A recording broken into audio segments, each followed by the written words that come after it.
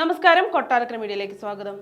സംസ്ഥാനത്ത് higher secondary പരീക്ഷയിൽ copy അടിച്ചുവെന്ന് കണ്ടെത്തിയതിനെ തുടർന്ന് 112 വിദ്യാർത്ഥികളുടെ പരീക്ഷ റദ്ദാക്കി.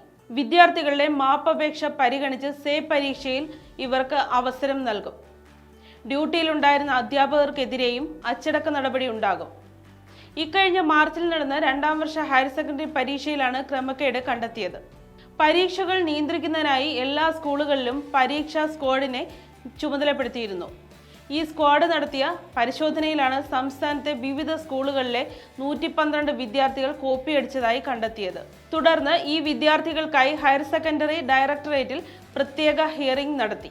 കോപ്പിയടി സ്ഥിരീകരിച്ചതോടെ പരീക്ഷകൾ റദ്ദാക്കുകയായിരുന്നു. കടുത്ത അച്ചടക്ക നടപടികൾ വേണ്ടെന്നും കുട്ടികളുടെ പ്രായവും ഭാവിയും പരിഗണിച്ച് ഒരവസരം കൂടി നൽകാമെന്നും തീരുമാനിച്ചു.